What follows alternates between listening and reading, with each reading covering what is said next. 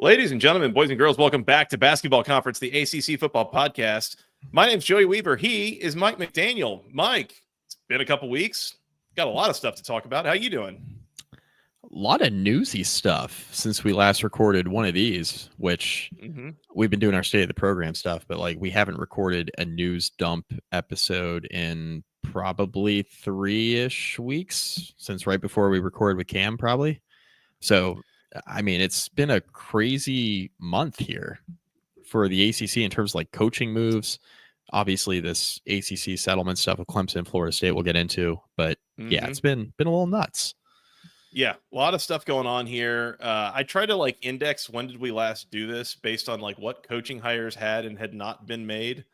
Georgia Tech had not hired their defensive coordinator. We'll talk about that. Virginia Tech had not hired their offensive coordinator. We'll talk about that. But they had hired the defensive coordinator. So, yeah, it was probably about, 3 weeks ago. That sounds about right off the top of my head. But, yep. This is why we need producer Scott here to keep us straight and keep us going on this. We are live, youtube.com/@the ACC Football Podcast. We got a couple folks here in the chat with us. It is a couple minutes before 11 o'clock on the East Coast, Tuesday, March the 4th. Appreciate the folks joining us already. They are pointing out that we started late. Will Secor is already drunk. That is always great for a Tuesday night. High five to you, Will Secor. Mike, as always, please hit that subscribe button, hit the like. We would really appreciate that. It is super helpful for us. If you have not already, please share us with your friends. We are, again, it's maybe not as daily or weekly as you're used to in the off season, but we try to keep it going here and keep you entertained and talk about things as they come up. So keep it tuned here, please. Also wanted to call out, please support our sponsors. We've got our promo codes down in the description down below, so go find them there. And a lot of good stuff. Roback just came out with some new game day collection stuff, I guess is what they call it, game day collection. A lot of new ACC programs. Louisville, NC State, North Carolina. Come on down, baby. Joining with Florida State and NC State and Virginia Tech, SMU, Notre Dame, even honorary ACC program, all of them. Stuff, roback.com. Go check them out. Use the promo code. Please. It helps us. Do it. Mike, anything else before we jump into it here? Let's send it. I figure we probably need to talk and start out. Are you planning on watching North Carolina on Hard Knocks? Well, if I was, I would have a hard time finding it, Joey. Yeah. The biggest, most important story of the day in the ACC. Yeah. We can quickly hit this while we're talking about it and not draw it out any further. Yeah, there was a story a week or two ago that North Carolina was going to be on Hard Knocks this offseason, which, first of all, I don't know that they've done that with a college program yet. Would be the first time. And second of all, is Bill Belichick taking marketing lessons from Tony Petitti or something? What are we doing here? He spent 3 decades of his career as a coach absolutely despising the media, and then he was a media guy for 1 year, and he's like, wait a minute, this isn't so bad. Yeah, now all of a sudden he's P.T. Barnum over here. I will say, P.T. Barnum, thank you for that. Now, I will say, wow, holy cow, was not expecting a P.T. Barnum reference this evening. We're back. Wow. The one thing I will say about Belichick is that he is understanding quickly that the college game, at least off the field, is a lot different than the NFL, right? The fact that he even entertained this for 5 minutes tells you everything you need to know about how he's viewing the college game, right? Okay, the brand is really, really important. So let's put the brand out as much as possible. The fact that he's still committing to doing the Pat McAfee show once a week, at least in the offseason. I don't know. We'll see during the season if he does that or not. But at least in the offseason, right? He's been going on McAfee and, he was talking about all the NFL stuff leading up all the way through the Super Bowl. They were talking to him while he was on the road recruiting, talking about all the stuff that's going on in North Carolina, because it puts a spotlight on his program, a pretty smart thing to do, especially in the offseason when you can take a call for 15 minutes on national television in the car while you're out recruiting. Probably a pretty smart move. More coaches, if they have the opportunity, should do it. this was interesting because I read that NFL owners were real pissed because I guess a lot of teams just decided they didn't want to do Hard Knocks, like Hard Knock, HBO and NFL Films. They reach out to all these teams and they try to say, hey, do you want to do Hard Knocks? Well, it was such a disaster for the Giants, right? With the whole Saquon Barkley debacle last offseason. And then he goes on to rush for 2,000 yards, win Offensive Player of the Year, and then win the Super Bowl. It rarely makes anyone look better, like as an organization. Right. And this was probably like, there have been some rough goes of it, so to speak, for some of these franchises for Hard Knocks, but for the Giants especially, it really put a spotlight on it with Barkley, and then how he signed and how he left and how bad it made John Mara look and how bad it made Joe Schoen look. And he signs a huge contract with the Eagles, goes on, wins a Super Bowl, Offensive Player of the Year, 2,000-yard rusher, and then literally today signs a contract that makes him the richest running back in NFL history, like the most lucrative contract ever. So that's the guy you let walk out the door. If you're the Giants, makes you look really bad. Anyway, a bunch of other teams didn't want to play that game anymore. So then Belichick's like, we'll do it. Like, you want to come do college Hard Knocks? Like, we'll do it. Apparently, a bunch of NFL owners were real pissed. There was a story from Mike Florio from Pro Football Talk saying that NFL owners, like behind the scenes, might have tried to squash this, which would have been crazy if they're real worried about that. Like, he's at the college level. Like, what can you possibly be worried about with this? But you all had a chance to hire him and you chose not to. So, I mean, who are we mad at here? I don't know. CBS Sports said like Friday, we're sitting here recording Tuesday night. They said Friday that the deal was like real close to getting done. And then we didn't hear anything during the weekend. And then it breaks today that's not going to happen. I think it's pretty interesting. Yeah. Interesting turn of events. I mean, I don't really know what that deal would entail. I mean, maybe it's a question of what kind of access they were going to get or something that I think usually is negotiated with the NFL, not with specific teams. And in this case, it would have been specifically with North Carolina. So he would get some more control over that. But yeah, I mean, I think the biggest takeaway for me is it goes back to the thing that we talked about when he was hired. And one of the biggest concerns that I had was we've never seen Bill Belichick coach in a place where off-field perception matters. But I'm seeing a couple things here where, again, he's trying to kind of maintain his appearance and his public image and trying to kind of promote the program in ways that he never did with the Patriots, never had to do with the Patriots. And so I think it's at least encouraging to me seeing him do some of these things. Like, he kind of gets that this is a different deal than all of his career to date. So that's the first step, is I acknowledge that this is different. I'm going to do something to address that. Something to monitor. Spring practice opens at North Carolina this week. We're doing all these state of the programs here as we have not talked North Carolina yet. I'm really interested to hear how he's handling media, local media at North Carolina. Did great at the introductory press conference, has been doing his national media stuff. We haven't heard anything really from a local media standpoint. We should hear more about that. I'm interested to see how he interacts with the local media. That's going to tell us a lot. If this is like the Patriots days, right? Then it's like, all right, same old Belichick from a coaching standpoint. I have a feeling, Joey, with what we've seen so far, that he might be a little bit more open because he understands that perception means a lot more in the college game than it does in the NFL. And I think we're going to learn pretty quickly what his approach is going to be with that. It's going to be very interesting. Yeah. To your point, it's very different doing McAfee and doing the Dan Patrick show and doing, going on with Scott Van Pelt or whatever versus dealing with the beat reporters that are there 3 and 4 days a week after practice and after games and, peppering you with questions all the time and keeping track of injuries and those kinds of things that coaches really can struggle to deal with sometimes, I think. So yeah, we'll see how all that works. Old Belichick's going to come out with some of the injury stuff. He's not going to want to talk about any of that. You cannot teach an old dog new tricks like that. That's no, for sure. Even coaches that are very savvy and good with the media, like, they don't even want to talk about it. Like, think about James Franklin. Like, Franklin loves the local media. Like, he's always talking to local media up there in State College. He does not want to talk about injuries at all. These guys do not want to disclose any of that stuff. So yeah, you get guys locked out of buildings because they're reporting that they saw a guy on crutches after practice or something. And just wait, it's coming. Yeah. Mike, let's get on to the real success criteria of the offseason. Did you win your lawsuit?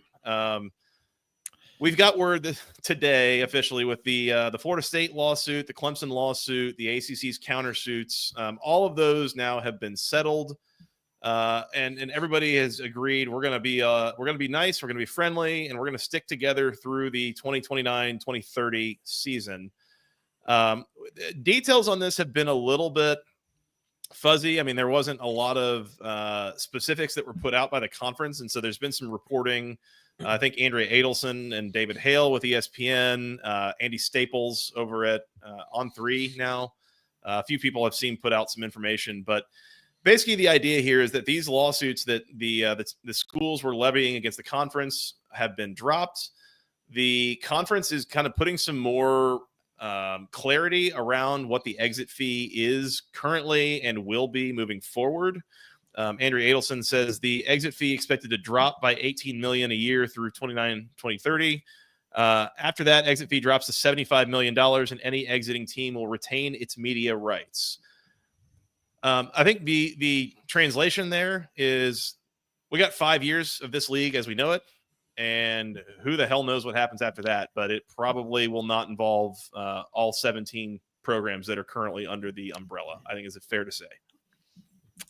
The timing there is really important. They aligned that, and I think this was purposeful by both the ACC and for Florida State and Clemson's standpoint, right? Florida State and Clemson have been trying to leave the ACC Florida State more loudly than Clemson. Florida State was the first one to sue the ACC over the grant of rights. Clemson came in shortly thereafter. Basically, this entire thing has to do with a couple of items. Number one, television revenue, right? And the distribution of money based on TV ratings. That's something that Florida State and Clemson have been pushing for because that would be an easy way for them to make more money. A lot of people watch their games because most years they're nationally relevant.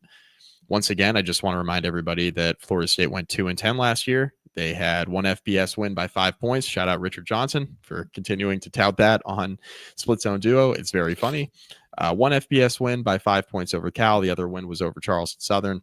That was right after Drew Weatherford bitched and moaned in the board of directors meeting at Florida State about how they should be able to leave the ACC and they're too good for the ACC, all that stuff. And then they looked like one of the worst teams in the Power Five. Very funny. Anyway, the timing of this is important because the whole exit fee going down to $75 million by the 2030 season and the schools being able to maintain their media rights, that's really important because if you exit the league now, right, you have to pay an exit fee that's in excess of like, it's basically 4 times your brand revenue, which in a lot of cases is like 150 upwards of $200 million. And the issue now is that the ACC, at least under the old agreement before they settled this lawsuit, under the old agreement, the ACC was allowed to keep the television rights and the media rights, radio, everything of the departing schools until the grant of rights was set to expire in 2036. So saying, just to be clear again, grant of rights implies grant of media rights to the conference. So you could leave the conference, but you're not taking the media money with you. That's the Spark Notes version, right? Which is how a lot of these schools, just look at the Big Ten and the SEC, the big impetus for conference realignment was the fact that they were getting these gigantic television deals and they were going to make all of this revenue that schools in the ACC and the Big 12 and all these Group of 5 schools weren't going to make. The reason why the Pac-12, you'll remember, basically dissolved. I mean, they're piecing it together with lesser schools now, but the whole reason why the league as we know it dissolved a year and a half ago was because they couldn't find a television partner. That was the big deal with the Pac-12. So the grant of rights is everything. So the ACC says, sure, Clemson, Florida State, see you later. We're keeping your TV money though. So you can pay an exit fee, you can leave the conference, but you better be making enough money at your destination to make up for all those losses that you're not going to be getting from the TV revenue that you already had in place, plus the exit fee that you're paying. $75 million, much more manageable, but the really important piece there is you get to keep your TV rights. perhaps more important is the fact that in that 2030, 2031 timeframe, several things are happening. Number one, the Big Ten's TV deal is up. That's expiring the 2029-2030 season, which aligns with this deal with the ACC, right? It's aligning on a timeline standpoint. The Big 12's TV deal expires in 2030. The college football playoff, the structure of the college football playoff as we know it, there could be a new iteration by 2031. That's when we're going to get a ton of conference realignment. Okay. So the next big wave, everybody's wondering when that next big wave is going to be. It's going to be in 4 or 5 years. That's when we're going to see all these schools doing the same song and dance again, trying to align themselves to where the money is. It's going to be extreme. A lot can happen in 5 years. It's going to be extremely annoying. I think it's pretty clear at this point, though. Like, it's hard for me to imagine that the next thing that we do is Clemson joins the SEC, Florida State joins the Big Ten. You know, like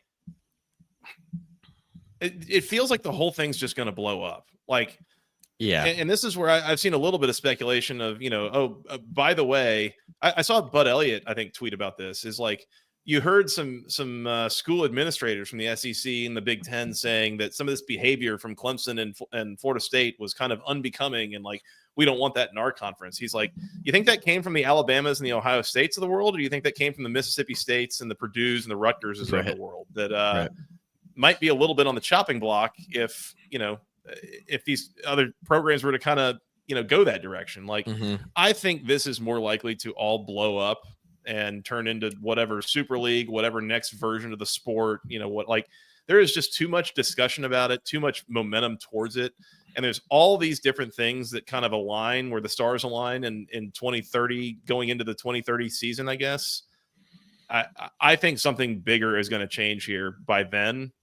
Yeah. And who knows, is there an ACC for football, or is there something completely different? Who knows? I'm not going to sit here and speculate at this point, but yeah, I mean, it seems like this was kind of designed. Let's just keep this thing going for a few years here, and then at this kind of target date in the future, then we'll figure the rest out. So I don't know. It is interesting though, and there were some things in here too about. I think there were some incentives for viewership, as well as they've already done some stuff talking about incentives for performance. Yeah. Interesting how this affects, I think, individual schools within the conference beyond just Clemson and Florida State too. It's a win in the short term for everybody not named Florida State and Clemson. I mean, some of these schools on their good years with the television revenue, and I guess how this calculation is going to work, there's estimates where some of these schools can make $15 million more per year than they're making now, which is a win for everybody. So I think in the short term, it is a good thing for the ACC. I have trouble putting this on Jim Phillips, right? He's catching a lot of heat. He's still trying to clean up the television deal mess of Swofford. Like, this is dating back to Swofford with the Florida State Clemson part of this, where they're like, we hate our TV contract. It's like, yeah, nobody made you sign like a 15-year deal. Nobody made you do that. You decided that was the best thing to do at the time. So Phillips is trying to clean up this mess. He also has like one hand tied behind his back. The conference's biggest brands are trying to leave, and there's all this pressure around realignment. Like you said, Joey, too much momentum about, this all basically coming to a head. Like, what else are you going to do? I think this is actually a win for the ACC, because by the time that you get to the 2030 season, college football is going to be, number one, totally different than it is now. Number two, all these TV deals are coming up at the same time. So you basically locked in Florida State and Clemson for the next 5 years. I mean, it would be a surprise if they moved before. It would be a huge surprise if they moved before then, because the exit fees are going to still be pretty expensive until then. And they're not going to be able to keep their TV rights, their media rights, until that year. So there are some things to like from the ACC side for sure on this. Yeah, it gives some short-term stability, but it gives a very obvious exit point. And maybe the whole conference structure still is there. I think at that point you can just fully expect Clemson and Florida State, and maybe not just them. Like maybe probably not just them. You've heard North Carolina, you've heard Miami. I mean, you've heard others mentioned here, Virginia. Yep. Like I've heard a lot of different names throughout the conference mentioned. People might be trying to jump ship, but that's a whole other discussion we've had multiple times on this podcast. But I mean, yeah, at the very least, in the short term, we're done, and we don't have to keep talking about this and speculating and virtue signaling and everything else that comes along with this whole discussion. It will be interesting to see again if there is a viewership incentive in there, which again, I don't really. It must have been around the time that ESPN started giving out enormous contracts to the SEC that like viewership became this like thing on the scoreboard of like right who gives a single solitary damn like how many people watch your games, but now that's a thing that everyone likes to brag about, and now we're going to use that to maybe decide how we distribute money within the conference. But I will say, and I want to bring this up, Will Secor commented, if the deal is actually rewarding the team with the best ratings, I'm all for it. He's a Georgia Tech fan, as I am. Georgia Tech had the best ratings in the conference last year. And I don't want to bring that up to brag on my program, because I don't care how many people watch my team's games. Like I watch my team's games. You watch That's them, what I care about. Right. But I do think that there is something there of part of the reason. Well, why did Georgia Tech have the highest viewership in the conference last year? Some of it was, well, they played a week 0 game against Florida State in front of God and everyone. They played Notre Dame. They played Georgia on a kind of a standalone spot on a Friday. Yeah. Or whenever it was, Thursday or Friday. So there were multiple instances there of, we talk about they've got a really tough schedule. Well, part of the benefit of having a tough schedule is you're playing good teams and people want to watch you play good teams, So I wonder if that is going to be an incentive moving forward. Does that change a little bit of how some of the other teams in the conference try to schedule games? Because again, it's like if I can find some big matchups, that'll get me viewers and that'll get me ACC, boogity bucks, whatever, like that. I don't know, Van Gorder coin. Yeah, Van Gorder coin that comes from having high rated games. Like, I don't know, something to consider that might be a result here, is you might get some different matchups scheduled over the next few years. We'll see. Yeah, it's something to keep an eye on. I don't know what Jim Phillips, like what else he's supposed to do. I've seen some criticism of him, and I'm just like, I don't know what you're supposed to do.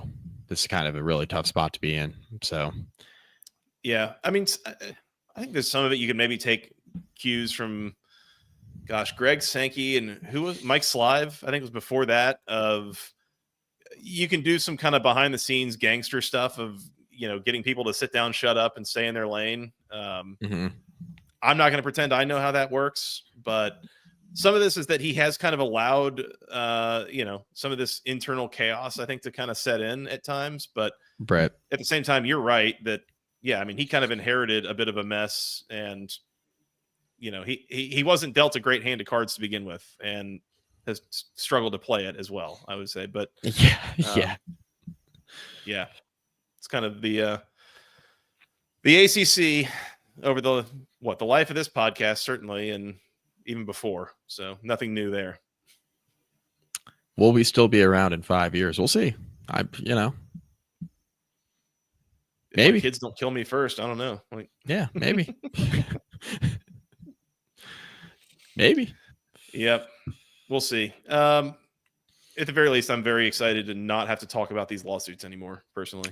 Yeah, me too. I mean, it'll just be, you'll get the Pete Thamel, Ross Dellinger. It's July, so let's talk about conference realignment tweets, which will be, this is when the school presidents do it. But every time they report on this stuff, I'm like, God, I just don't want to even think about this.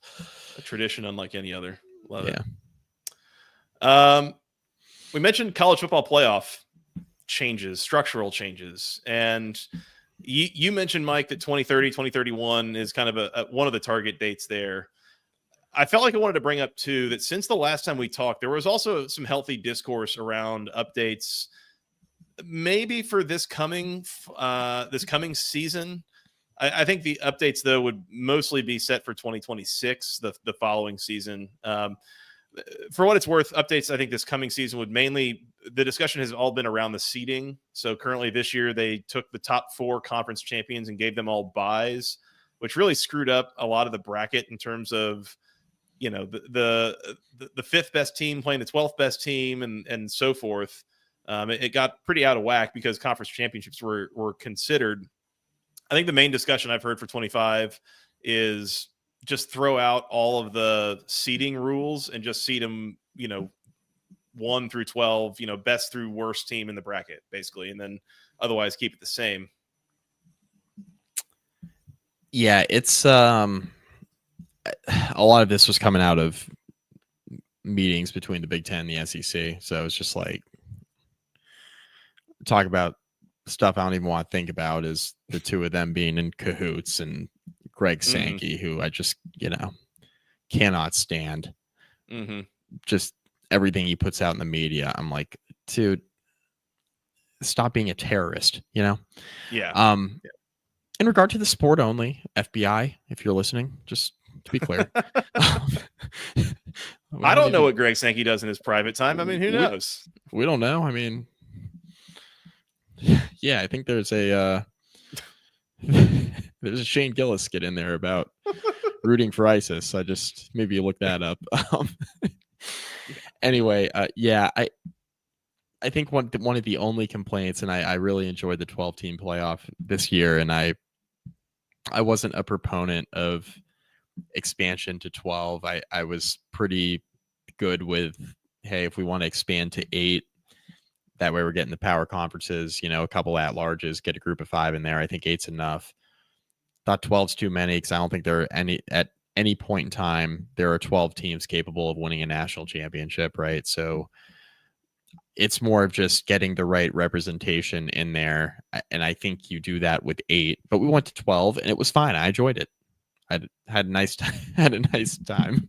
We'll score. Sorry.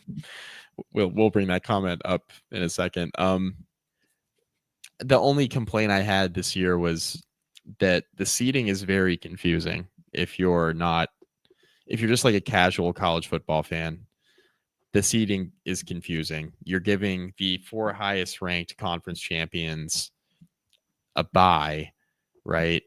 And you're giving them a bye through the first round. And when you're doing that, that means they're getting these top 4 seeds, I guess top 5 seeds if you include the group of 5 school. And these aren't the top 5 teams in the rankings, right? So you're getting like Boise in there as like a 5, and you're like, what am I looking at? What am I reading? Yeah. And people are really confused by ranking versus how they're seeded. And I think they should either reseed like they do in the NFL. That way you're like, all right, if we win, we're playing either this team or this team, depending on the outcome of their games. And at least we know it. Or just fucking rank them. Just have it be the rankings. Like have those be like, I don't think because you're the highest ranked group of 5, like, you know, you sneak into that 4 seed, like you should get a bye. Like, I don't think that's how that should work. So I don't know. I'm frustrated with the current, I guess, as frustrated as I possibly can be with the current seating structure, because I thought it was insane, the draw that Oregon got. But, you know, they lost to the eventual national champion. So what, you know, how mad are you going to get?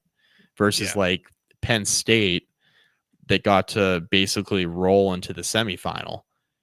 And, you know, a little bit different situation, obviously, from the draw that Oregon got as, you know, one of the best teams in the country all year. So I think you eliminate that if you change the seeding. So that's what I'm most interested in.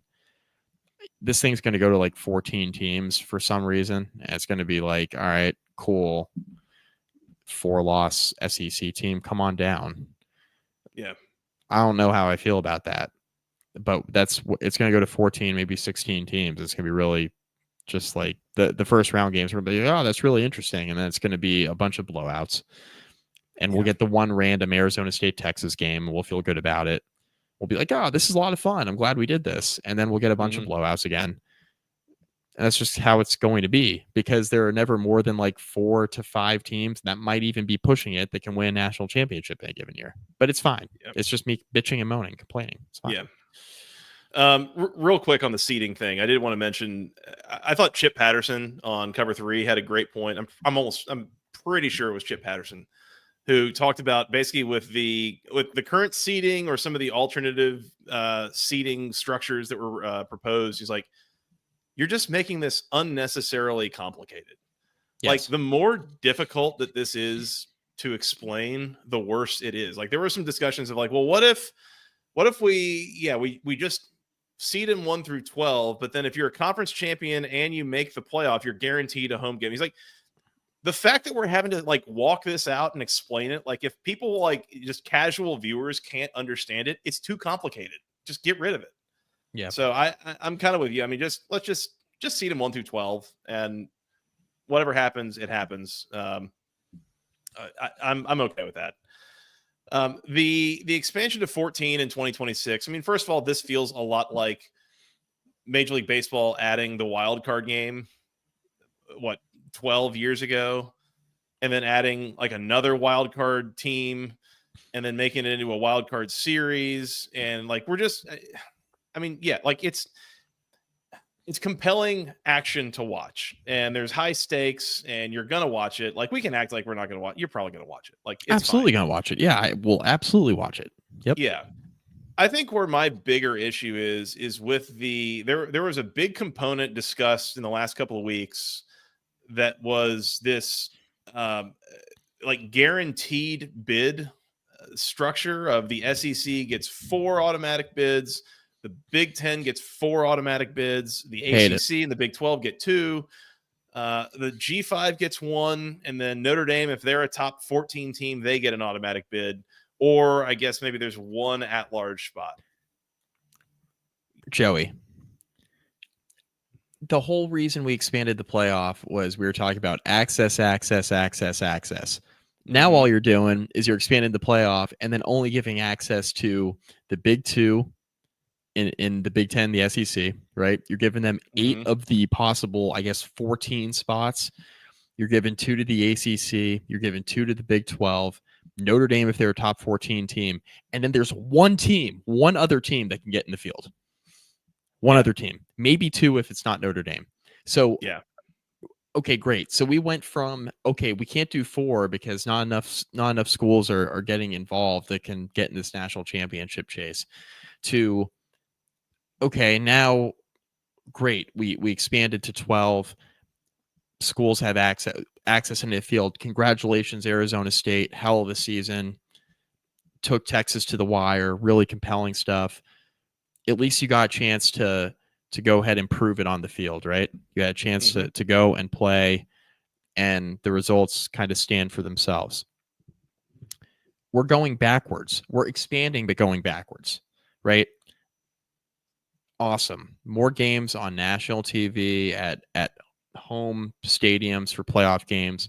Awesome environment. Like for the first round games, we talked about at length. Fantastic.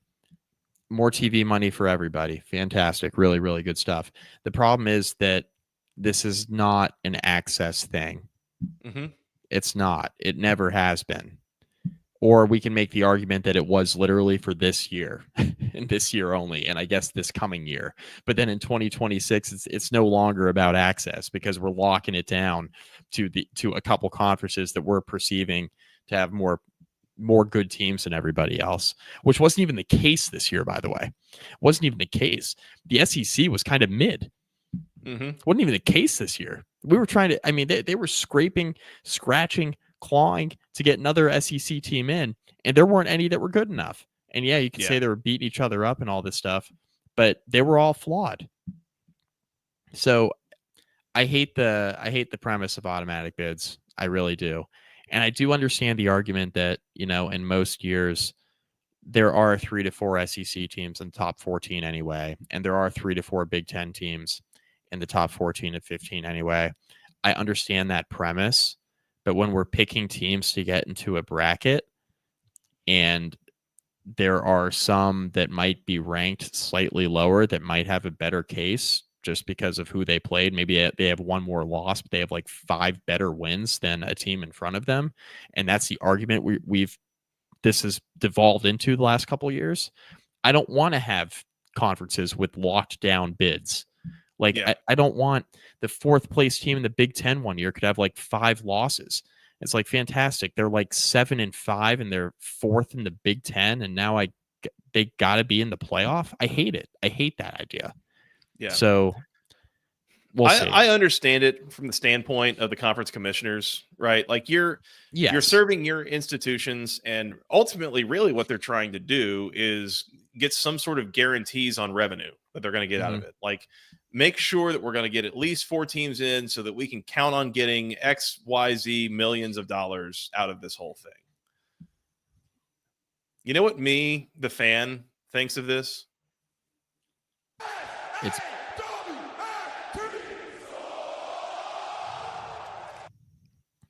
pretty weak. It's pretty weak. Have better teams. Like, what? At what point have the SEC and the Big Ten otherwise seemed like they're afraid to compete, right? Like they like going around beating their chest, talking about how good they are. Okay, have better teams. Have enough good teams to get in the playoff, and don't act like you need to. I don't know. It sucks.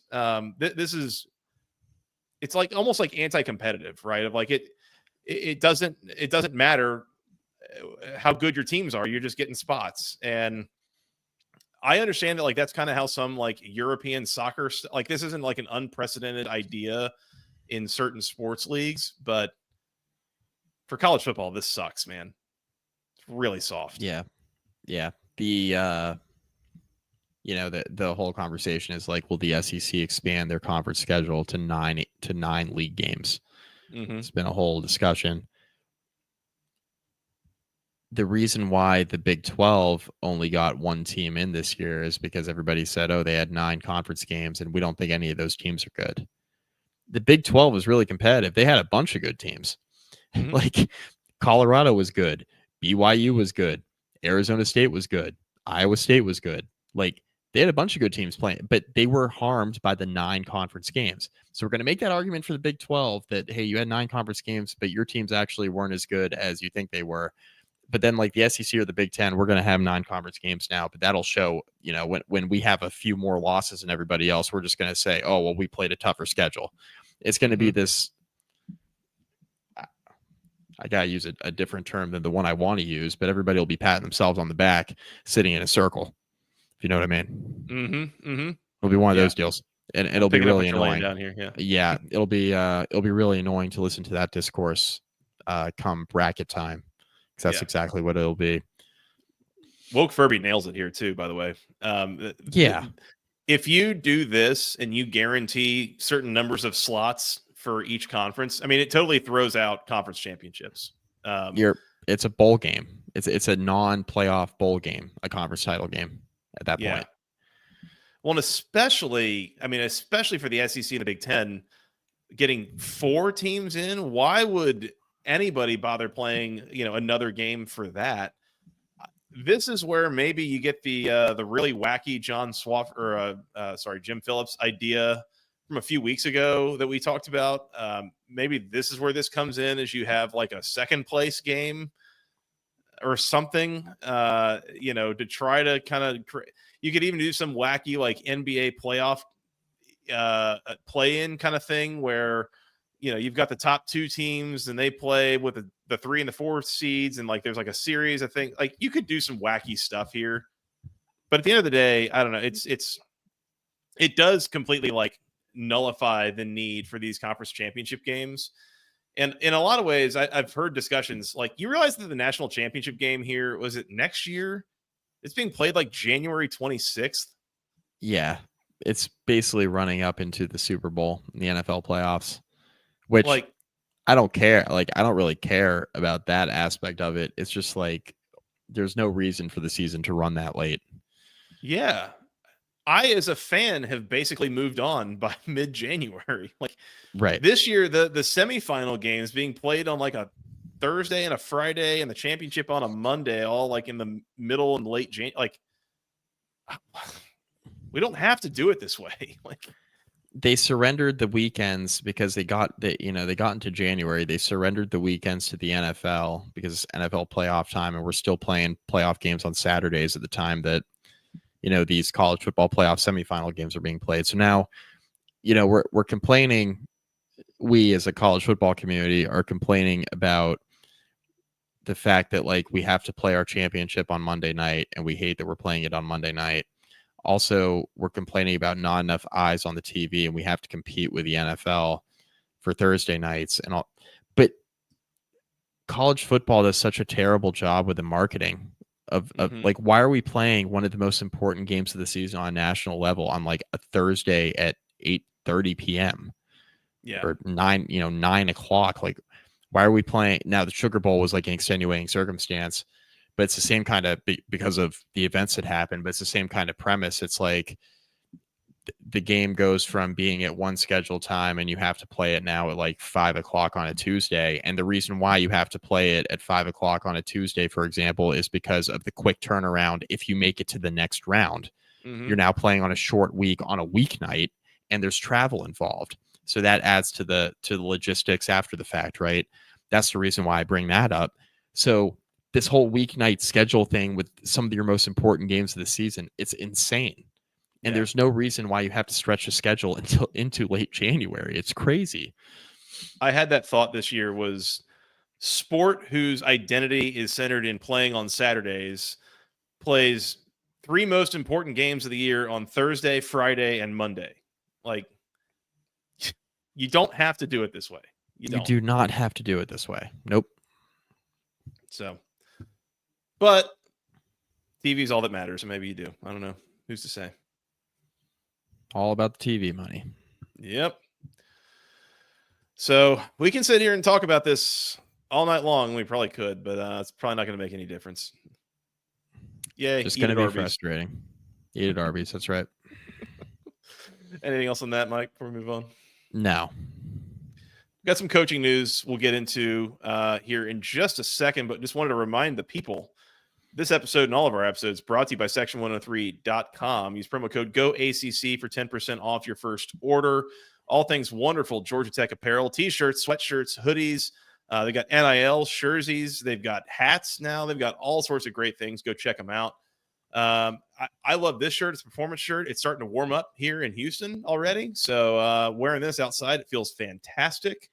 Lots of great things for any Georgia Tech fan in your life, men, women, children, babies, something for the whole family. So once again, use promo code GOACC at checkout for 10% off your first order at section103.com. Shout out to Steven and the gang. Appreciate their support. And by the way, Mike, if you are a fan of other programs other than Georgia Tech, a little birdie tells me that something exciting is coming at Section 103 here in the coming weeks and months. So keep your eyes peeled, because might be some news coming. Might be, maybe. I've heard of such things. Yeah, well, I've heard of such things. Keep them peeled, because yep. Got something interesting there. Keep eye. Mm-hmm. Shout out to Steven and the gang. Appreciate them for their support. Let's talk about Georgia Tech, Mike. Since we last spoke, they hired a defensive coordinator as a replacement for Tyler Santucci. They bring in Blake Gideon, who was previously the safeties defensive backs coach at Texas under Steve Sarkisian. A lot of assistant back and forth between Georgia Tech and Texas lately. I don't really know what that is all kind of based on, but yeah. A guy who has not been a defensive coordinator in the past, so doesn't really have experience calling plays, and that's always something that makes me a little bit nervous. Hiring in a defensive coordinating, play caller into a power conference program like this, but to my knowledge, I mean, a guy who is very well regarded. I think a lot of all the feedback that I've seen and heard about him, he is an up and coming kind of a young guy. He's only 35, well thought of, does a good job coaching. I think we've talked a little bit on this podcast. Brent Key has so far given me no reason to think that he doesn't know what he's doing, hiring assistants and especially coordinators. So I have no real concerns with this yet. Obviously we haven't seen him call a single play yet, so who's to say? But based on the things that I've seen and that I've heard so far, sure, yeah, why not? We'll see how it goes. He's nailed his coordinator hires so far. Mm-hmm. Granted, he's only had to make a couple. Yeah. Just nail this one. You got a lot of talent coming back, right? Get the hire right. And on paper, I mean, I think it's a fine hire. You're pulling a position coach from a Power 5 conference program, P4 program that's very good, like top 5 or 6 team in the sport. You're getting a guy with good experience, and he's young, and this is his first big time coordinator job. Let's see how he does. Yep. Guy pretty well regarded as a recruiter, whatever that means in today's day and age of college football. So yeah, I mean, we'll have to see. And I can't help but it always sticks with me now when I've been listening to a couple of different podcasts that have done episodes of coaching carousel results and who are the winners and losers, and a lot of different people have talked about Georgia Tech. That's a pretty big loss, losing Tyler Santucci, and how are they going to replace him? Dude, a year ago when they hired him, it was like, why didn't Elko take him with him to Texas A&M? Like, who is this guy? Yeah. So the coaching carousel grades are a total crapshoot as soon as they happen. It's like we're coming up on the NFL draft here in about a month, and it's the same deal. It's like, let's automate, like, these guys haven't played a snap yet in the NFL. Let's grade everybody's draft class. It's like, you don't know. Yeah. You don't know about the 7th round pick that's going to end up being like an all-pro Hall of Fame guy that comes out of nowhere. Like, you don't know who that is. Yeah. So it's a waste of time. We will see. Mike, we got news in Blacksburg as well. We have white smoke from the offensive coordinator search. It's white smoke, right? I think. Yeah. The Pope's in bad shape, by the way, so we might have to do the whole white smoke thing again soon. That, and it's actually Phil Montgomery getting hired as OC. Wrong Montgomery. Hold on. Wrong Montgomery. But that's okay. We'll fix the banner. No problem. Phil Montgomery getting hired. I like Scott. Yeah, this is what we get when he's asleep, because he's got to work and a young child. Okay. Yeah. If everybody's wondering where he is, everything's fine. He's just very busy with work also. Yeah, very busy. Like the rest of us, extremely busy. Philip Montgomery. Yes, I like the hire. Virginia Tech, I think there's a couple things here. Number one, he's got a lot of success coaching quarterbacks, which is a really important part of the hire to me, because I think where you've seen Virginia Tech falter a little bit the last couple of years is that the quarterback play has kind of done this. And I think the offensive play calling by Tyler Bowen, who left for Ohio State to be the offensive line coach kind of out of nowhere, is that, play calling has been okay. It's also been bad at times. It's been kind of mediocre. But you've had a lot of good success with your running backs, right? So think about Bashal Tutin, and he had the fastest 40 time at the combine. Okay, he ran well in shorts. Like, that's very good. But when he puts pads on, he's a really good player, right? An all-conference running back.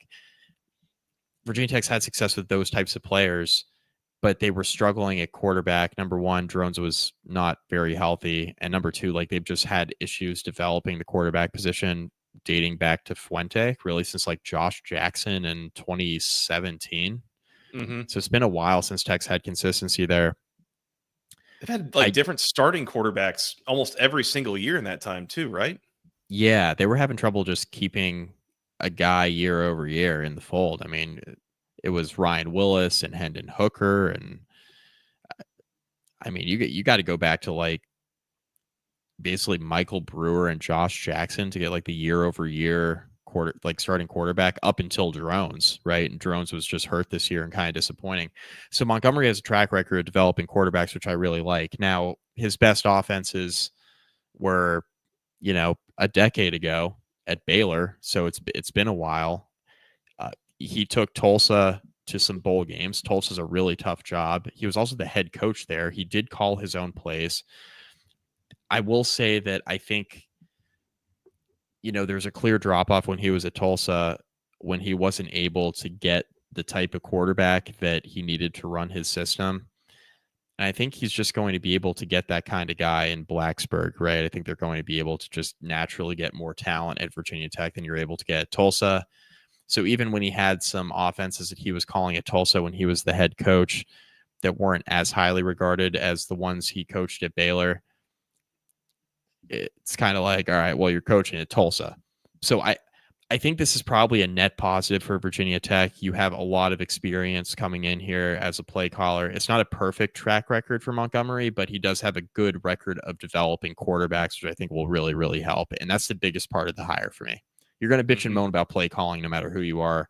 There's going to be times where you're going to be really mad about something that's called. I think you raise the floor with the Montgomery hire.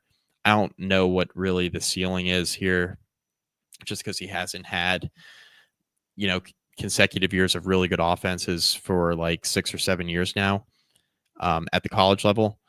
But yeah, we'll see. I like the hire. I think all things considered, hand tied behind your back, given the timing of Bowen leaving, this is about as well as you could do. Yeah.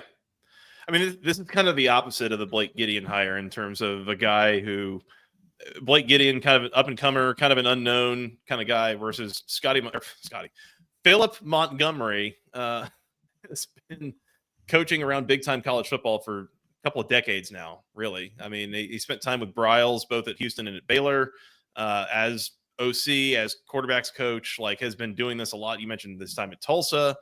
He spent a year after that at Auburn. This is a guy who is a pretty well-known quantity. And I don't know that it's an A+, grand slam kind of thing, but it's pretty high floor here. You're going to get something decent at worst, I would think, out of this hire. So I definitely can't blame Brent Pry for making this hire. I think this makes a lot of sense. And especially it always helps, again, a guy who's a first-time head coach having a former head coach around him. I mean, then huge part of this. That's the one other thing I wanted to mention. That's huge. The stuff we've complained about with Pry, it hasn't been the recruiting. It hasn't even been the coaching at times in terms of schematics. Always, it's been game management stuff. And you have a guy who has coached at a really, really tough program now on your staff in one of the most important positions on your staff. Mm-hmm. I think that's really important. And Montgomery doesn't strike me as a personality that's going to go in and undermine Brent Pry. That's not what this is. People were concerned about Arkansas, right? With Sam Pittman hiring Petrino. Everybody was like, "Oh, is he going to take over? Is this going to be a coup?" Nobody's inviting the about fox that. into the hen. Yeah, right, exactly.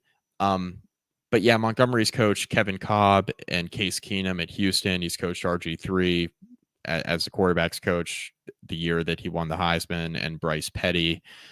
So he's got a track record of developing quarterbacks. The one guy who he couldn't fix was Peyton Thorne, which, okay.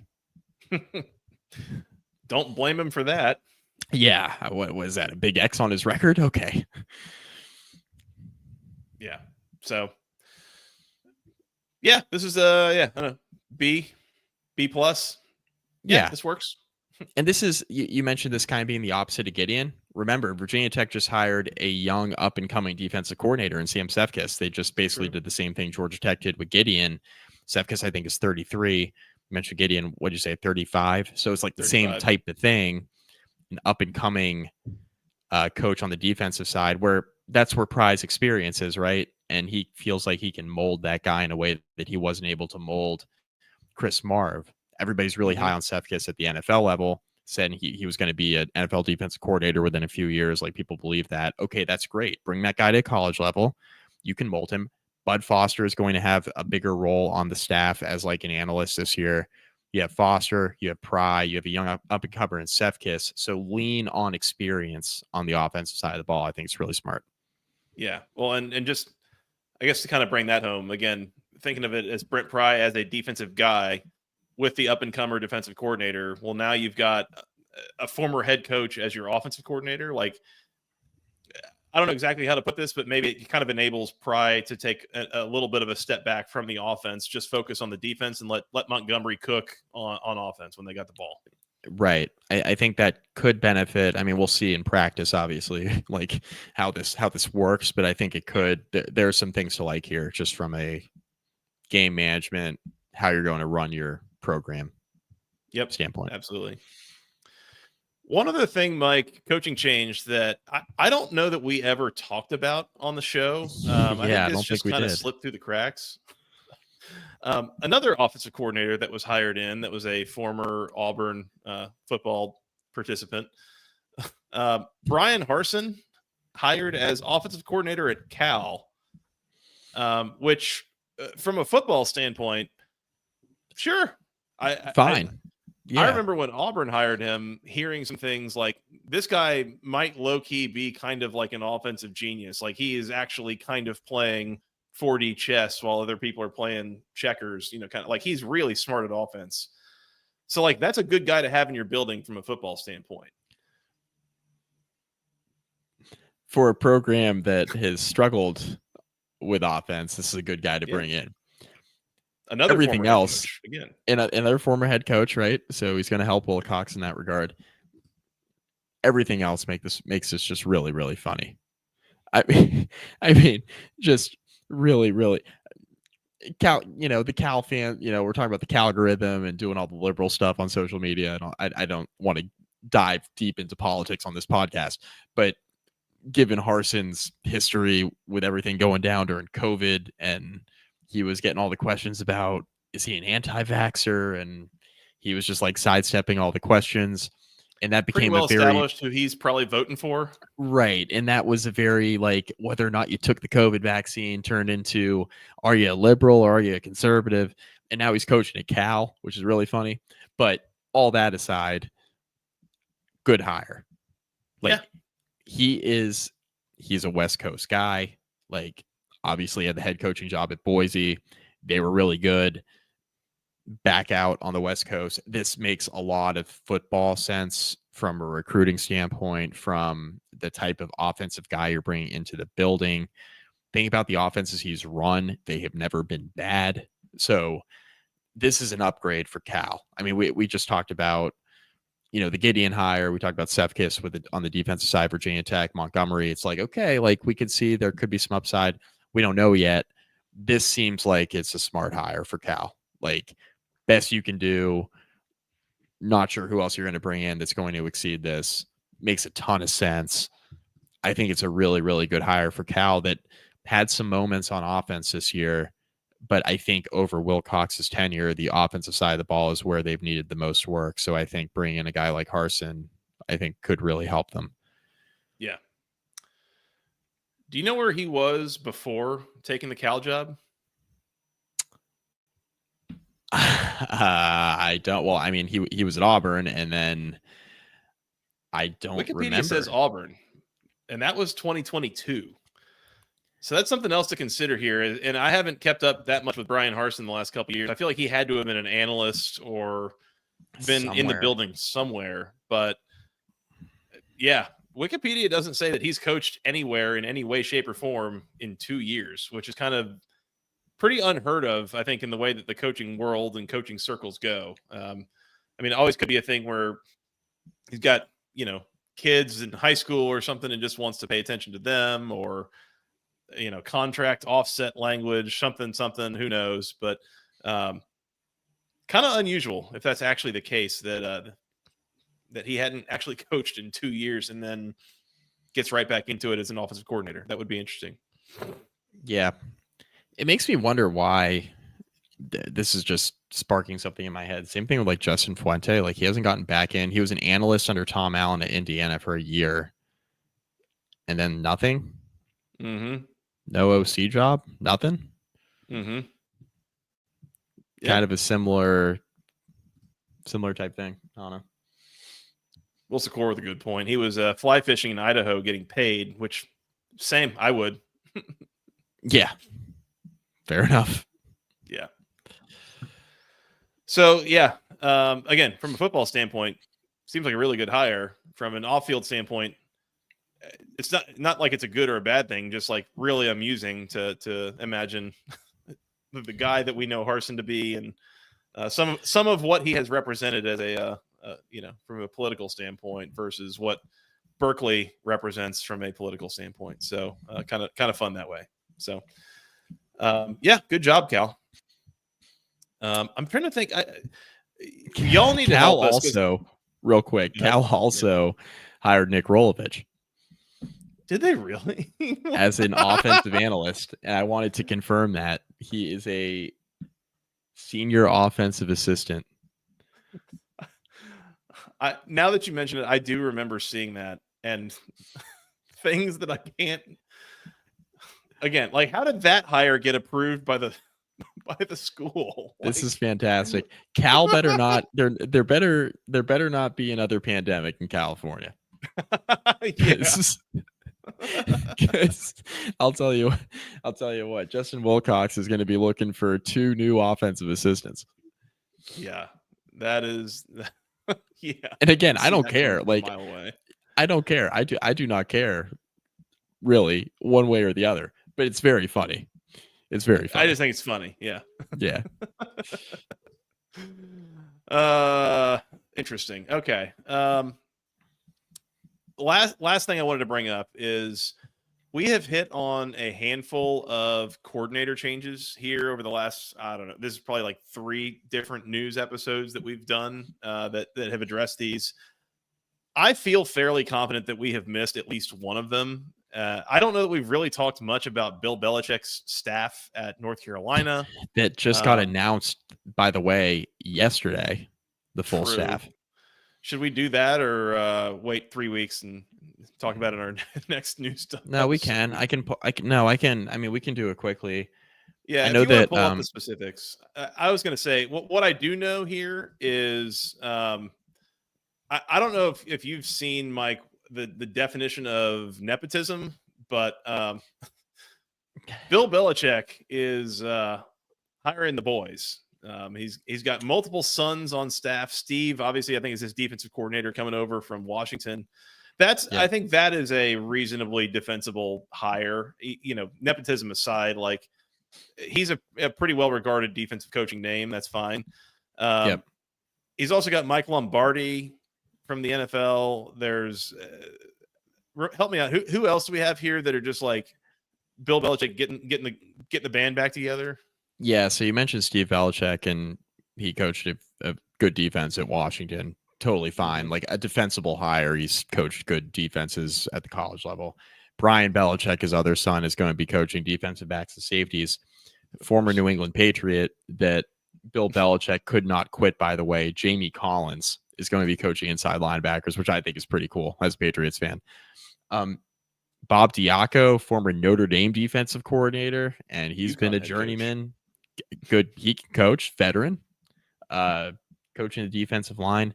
You mentioned Mike Lombardi. How about his son, Matt Lombardi, coaching quarterbacks? Sure, so you want to talk about nepotism. And then Freddie Kitchens is going to be the offensive coordinator, which I'm not sure how I feel about that particular decision by Bill Belichick. We'll see. Whatever. Those are the big names. Yeah.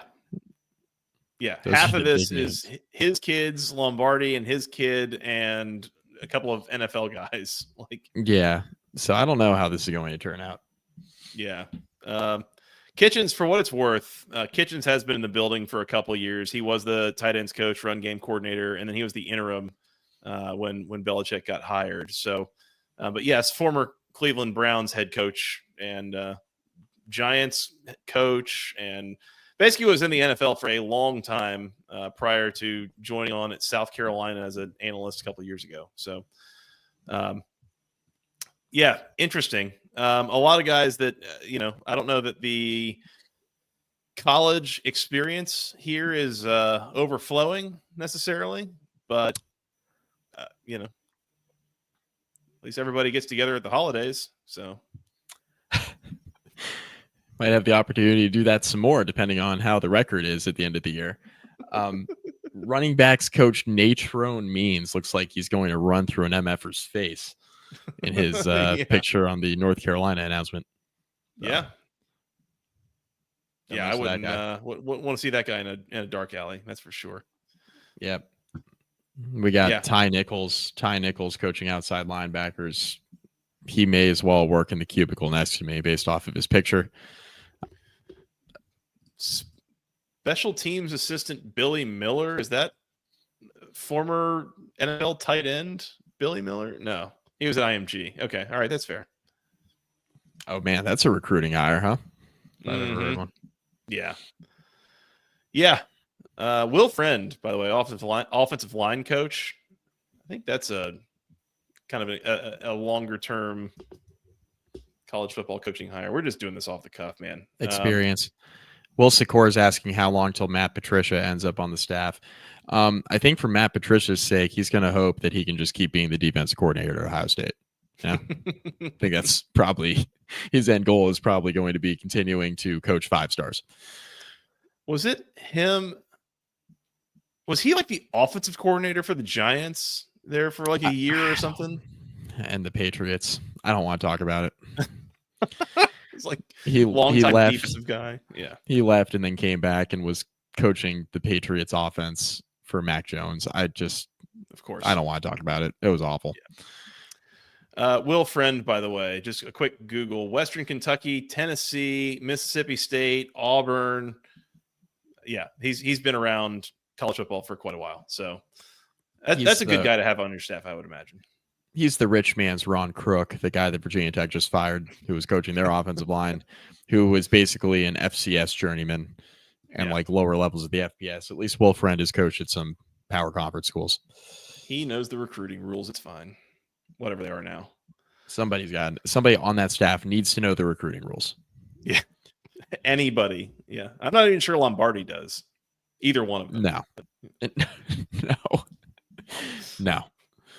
Yeah. So that will be interesting. But as I was saying before, by the way, if we have forgotten any of the other hires, please let us know, because again, we've got a lot of stuff going on in life and it's hard to keep up with all this stuff and keep it all organized. But we would appreciate your all's help. If there is a major kind of coordinator level coaching hire that we have missed in the ACC the last few weeks, please let us know, because we want to make sure that we hit on that and,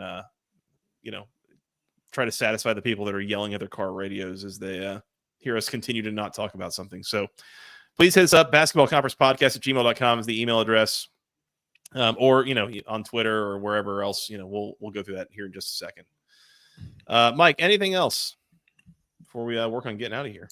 A successful news episode. No, I think we're good. I think so. Shout out to the people in the chat. Will Secor, very active with us tonight. Wilk Furby and Dennis. We had Caleb Fields jump in. We had Alexa Solaris in here. A lot of great folks here with us in the chat. YouTube.com/@the ACC Football Podcast. Appreciate the people joining us. Please, as mentioned before, please hit the subscribe button if you have not already. Hit the bell icon if you want to find out when we're going live next time. Hit the like button. We would appreciate that. Share us with your friends. Go find your friends' phones, your significant others, your parents, whoever, their phones, your kids' phones. If you have kids that have phones, hit the subscribe button there. We would appreciate that. That would help us a lot as we go here through the offseason and kind of keep the content coming your way. We are on Twitter at FTRS Joey, at Mike McDaniel SI, together at BC Podcast ACC. We mentioned the email address already. We're on iTunes, we're on Spotify, anywhere you go find your audio podcasts. Go find us there. Hit the subscribe button. Submit reviews. We haven't had those in a little bit, so please do that. We'd appreciate that. Do all that stuff. And real quick, I just want to apologize to Scott. Timestamps didn't do them. Yeah. I actually started doing them and then they got deleted somehow. I don't know what happened. But trust me, I tried really hard. Oh, okay. Well, that's more effort than I did. I just remembered about 15 seconds ago. So yeah, it's fine. Mike, anything else before we get out of here? No, we are good. Should we maybe do another state of the program episode sometime soon? Yeah, we got those continuing to roll through as we enter spring ball, because the season ended like a month ago and we're already in spring practice. That's how the new schedule works. So, oh yeah. We will, we'll get back into that here very shortly. As you mentioned, Mike, I mean, I know there's a couple of programs that have already started or will be in the next couple of days starting spring practice. So 'tis the season. Some news reports coming out of those, I'm sure. Yeah, definitely. And, you guys have really only been without a podcast for like a week and a half. We've been doing pretty well getting these published. Okay. So, yeah. No complaining, because we took a little time to get this one recorded. We're very busy, but we have been recording state of the program episodes, so they're coming. Being that it's been a week and a half, hopefully your ears have stopped bleeding by now from my audio in that last episode. Oh my God, yeah, man, we were troubleshooting and just could not figure it out. But yeah, I first of all, I'm so sorry.